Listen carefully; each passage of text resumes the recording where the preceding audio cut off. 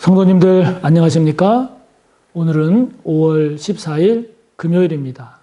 다 같이 사도신경으로 우리의 신앙을 고백합니다. 나는 전능하신 아버지 하나님, 천지의 창조주를 믿습니다. 나는 그의 유일하신 아들, 우리 주 예수 그리스도를 믿습니다. 그는 성령으로 잉태되어 동정녀 마리아에게서 나시고 본디오 빌라도에게 고난을 받아 십자가에 못 박혀 죽으시고 장사된 지 사흘 만에 죽은 자 가운데서 다시 살아나셨으며 하늘에 오르시어 전능하신 아버지 하나님 우편에 앉아 계시다가 거기로부터 살아있는 자와 죽은 자를 심판하러 오십니다. 나는 성령을 믿으며 거룩한 공교회와 성도의 교제와 죄를 용서받는 것과 몸의 부활과 영생을 믿습니다. 아멘. 오늘 우리가 함께 나눌 말씀은 역대하 20장 31절에서 37절까지입니다.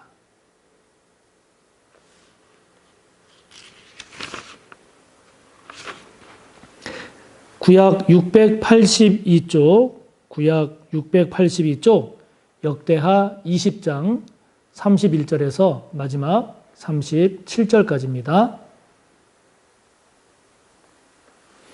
함께 봅니다. 여호사밧이 유다의 왕이 되어 왕위에 오를 때에 나이가 35세라. 예루살렘에서 25년 동안 다스리니라. 그의 어머니의 이름은 아수바라. 시리의 딸이더라. 여호사밧이 그의 아버지 아사의 길로 행하여 돌이켜 떠나지 아니하고 여호와 보시기에 정직하게 행하였으나 산당만은 철거하지 아니하였으므로 백성이 여전히 마음을 정하여 그들의 조상들의 하나님께로 돌아오지 아니하였더라. 이 외에 여호사밧의 시종 행적은 하나니의 아들 예후의 글에 다 기록되었고 그 글은 이스라엘 열왕기에 올랐더라. 유다왕 여호사밧이 나중에 이스라엘 왕 아하시아와 교제하였는데 아하시아는 심히 악을 행하는 자였더라. 두 왕이 서로 연합하고 배를 만들어 다시스로 보내고자 하여 에시온 게벨에서 배를 만들었더니 마레사 사람 도다와후의 아들 엘리에셀이 여호사밧을 향하여 예언하여 이르되 왕이 아하시아와 교제함으로 여호와께서 왕이 지은 것들을 파하시리라 하더니 이에 그 배들이 부서져서 다시스로 가지 못하였더라. 아멘. 오늘 우리가 함께 본 본문은 이제 여호사밧 왕의 마지막 남은 이야기들입니다. 이 여호사밧 왕은 31절에 보니까 왕이 되었을 때 나이가 35세였습니다. 그러니까 이렇게 충분한 나이, 그 당시를 생각한다면 오히려 조금 이제 나이가 든 쪽에 해당이 되겠죠. 그러니까 어린 나이가 아닌 꽤 어른이 된 성숙한 어른이 되어서 왕위에 올랐고 25년간 나라를 다스렸다고 31절을 보면 이야기를 하고 있습니다. 우리나라도 그렇고 이스라엘의 그 열왕기서를 살펴봐도 그렇고요. 안정적인 그런 통치가 이루어지고 그리고 어떤 그 나라의 그런 부강한 나라를 이룬 이런 왕들을 보면 대체로 너무 어린 나이에 왕이 된 그런 경우가 거의 없습니다. 또 재위 기간이 너무 짧지도 않습니다. 그러니까 충분한 나이가 돼서 왕위에 오르고 그리고 일정 기간 이상을 재위한 그런 왕들이 나라를 안정적으로 이끌고 뭔가 의미 있는 치적을 남긴 것을 볼 수 있습니다. 이제 우리나라도 보면 예를 들면 단종 같은 경우에는 너무 나이가 어린 나이에 왕위에 오르다 보니까 제대로 나라를 다스리지 못하고 그 불행한 결말을 맞이했죠. 또 병약한 왕이 임금이 돼도 나라를 제대로 다스리지 못하고 단기간 안에 금방 죽거나 또는 왕위를 빼앗기거나 또는 왕위를 넘겨주는, 그래서 제대로 왕다운 역할을 하지 못하는 경우를 종종 봅니다. 이것은 우리나라의 경우에도 그렇고 열왕기서에 나타난 특히 그 북이스라엘의 역사를 보면 그런 경우들이 참 많죠. 그러니까 너무 어린 나이에 왕이 되거나 또는 재위 기간이 너무 짧거나 이런 것은 바람직하지 않구나 하는 것을 우리가 좀 알 수 있는데요.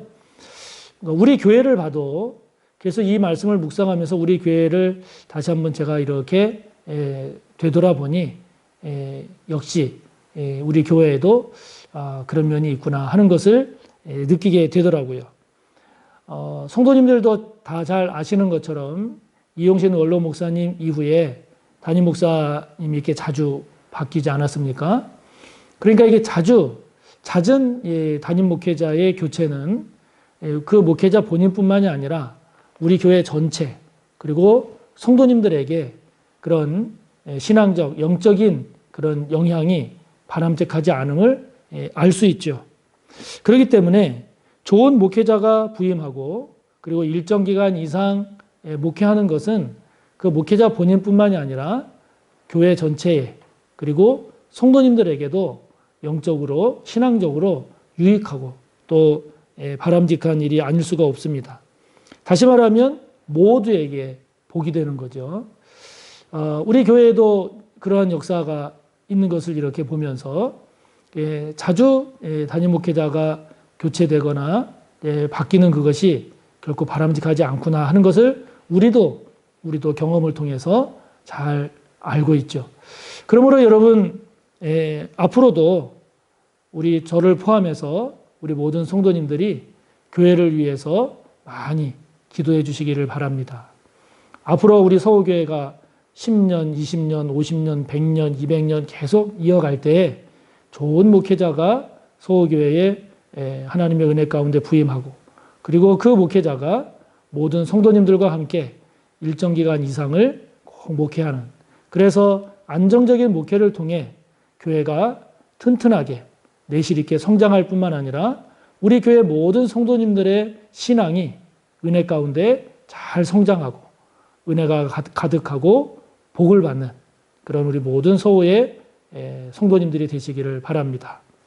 앞으로도 이를 위해서 목회자를 중심으로 우리 모든 성도님들이 그런 교회가 될 수 있도록 서로 협력하고 서로 배려하고 서로 지혜를 모으는 그런 성숙의 길로 함께 잘 걸어나가는 우리 교회가 되기를 바라고 또 그렇게 되기 위해서 힘써 기도하는 우리 모두가 되기를 바랍니다. 자, 그러면서 이제 여호사밧의 내용을 정리를 하면서 여호사밧에 대한 평가를 성경은 정리를 하고 있습니다. 여호사밧에 대해서 여호사밧의 장점에 대해서 이야기를 하고 있고 단점, 잘못한 점에 대해서도 이야기를 하고 있는데요. 자, 먼저 여호사밧의 장점, 칭찬할 만한 점은 무엇인가? 32절에 보면 여호사밧의 칭찬할 만한 점, 하나님께서 기뻐하실 만한 점, 그것은 그의 아버지 아사의 길로 행했다 하는 겁니다. 아사의 길이라고 하는 것은 우리가 앞선 그 아사 왕 때의 내용을 봐서도 알지만 이 아사 왕은 참 하나님께 집중하고 또 하나님께 초점을 맞추면서 하나님의 뜻을 따라서 나라를 다스리고 통치하기 위해서 힘썼던 그런 왕임을 알 수 있습니다. 그러니까 여기 그의 아버지 아사의 길로 행했다라고 하는 것은 다윗의 길로 행했다, 이렇게 보면 더 이해가 잘 될 텐데요. 하나님께 집중하고 하나님의 뜻에 순종하기 위해서 힘썼던 그런 마음과 그런 태도, 그런 원리를 가지고 나라를 다스리기 위해서 애썼던, 그래서 심지어는 자신의 할머니가 우상을 섬겼을 때 그 우상을 제거했을 뿐만이 아니라 그 우상을 섬기는 할머니의 지위를 박탈할 만큼 그렇게 하나님의 뜻대로 통치하기 위해서 힘썼던 그런 아사 왕임을 알 수 있죠. 이 여호사밧이 칭찬 들을 만한 모습이 바로 그런 것이었다 하는 거죠. 그의 아버지 아사의 길로 행했고 여호와 보시기에 정직하게 행했다. 하나님 보시기에 정직하게 행했다라고 하는 겁니다. 단점은 무엇일까? 즉 아쉬운 점, 여호사밧 왕에게서 보여지는 좀 미흡한 점, 그러한 점은 무엇일까를 보면 33절에 보면 산당만은 철거하지 못했다라는 그런 미흡한 점을 지적하고 있습니다.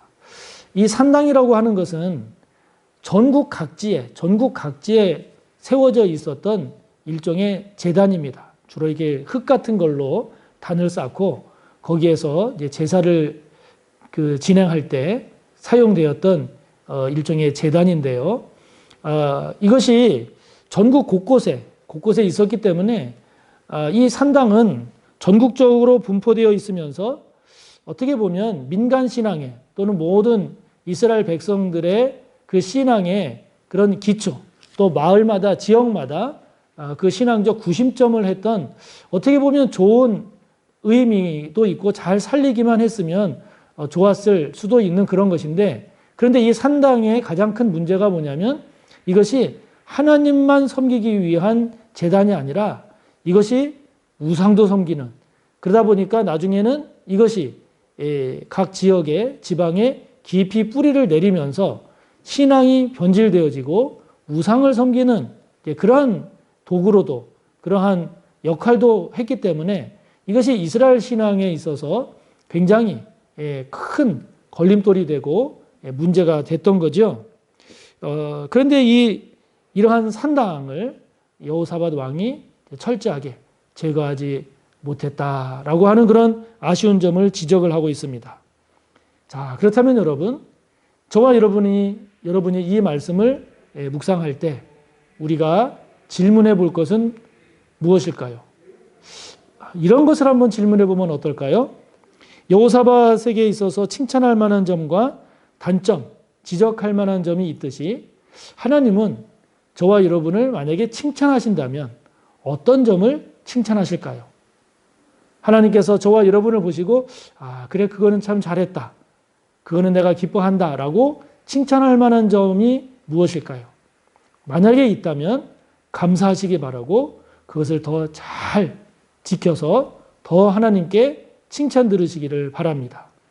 반대로 하나님께서, 주님께서 저와 여러분의 모습을 보고 책망하실 것이 있다면, 저와 여러분을 보고 안타까워하실 것이 있다면 무엇이 있을까요? 만약에 그러한 것이 생각난다면 그것이 바로 저와 여러분이 회개하고 돌이켜야 할 것이겠죠. 저와 여러분의 단점, 저와 여러분의 안타까운 점, 그것을 잘 고치고 돌이켜서 하나님께 더 칭찬 듣는 저와 여러분이 되시기를 바랍니다. 여호사밧에 대해서 마지막으로 언급하는 것은 북이스라엘의 왕인 아하시아 왕과 교제했다, 연합했다라고 하는 것을 맨 마지막 내용으로 지적을 하고 있습니다. 그런데 이러한 여호사밧의 이러한 모습은 역대하 19장에 보면 이 여호사밧 왕이 아합 왕과 연합한, 아합 왕과 함께 추진한 그 일들을 책망하는 그런 모습을 또 볼 수가 있습니다. 그러니까 이 여호사밧의 이러한 모습을 통해서 하나님은 악한 자와 연합하는 것을 기뻐하시지 않는구나 라고 하는 것을 알 수 있죠.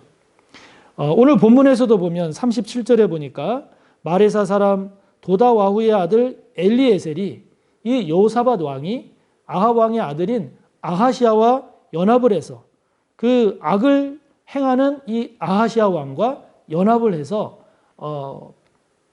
그 연합한 일을 책망하는 내용을 볼 수 있죠. 하나님께서 이런 악한 자와의 연합을 원치 않으시는데 그것을 증거하는 내용으로 37절에 보면 아하시아 왕하고 여호사밧 왕이 연합을 해서 조선 사업, 배 사업을 했는데 그 만든 배들이 다 파손됐다 하는 그런 내용을 언급함으로써 하나님께서 악한 자와 연합하는 것을 원치 않으시는구나 하는 것을 증거하고 있죠. 그러므로 저와 여러분 또한 사람을 배척하고 차별하는 것과는 구별하는 것으로서 악한 자와 연합하지 않는 이러한 점을 우리가 한번 생각해 볼 필요가 있겠죠. 그러므로 당장의 이익을 위해서, 눈앞의 이익을 위해서 악한 자와 또는 악과 타협하거나 연합하고 있는 저와 여러분의 모습은 없습니까? 만약에 있다면 이것은 하나님께서 원치 아니하시는 거구나 라고 하는 것을 저와 여러분이 깨닫고, 결별해야 할 악이 있다면, 결별해야 할 악과의 관계가 있다면 결별할 줄 아는, 정리할 줄 아는 용기 있고 하나님의 뜻을 따라 사는 저와 여러분이 되시기를 바랍니다. 다 같이 주기도문 하시고 오늘 함께 나눈 내용 그리고 말씀을 생각하며 여러분의 기도를 이어가시기 바랍니다. 하늘에 계신 우리 아버지, 아버지의 이름을 거룩하게 하시며 아버지의 나라가 오게 하시며 아버지의 뜻이 하늘에서와 같이 땅에서도 이루어지게 하소서. 오늘 우리에게 일용할 양식을 주시고 우리가 우리에게 잘못한 사람을 용서하여 준 것 같이 우리 죄를 용서하여 주시고 우리를 시험에 빠지지 않게 하시고 악에서 구하소서. 나라와 권능과 영광이 영원히 아버지의 것입니다. 아멘.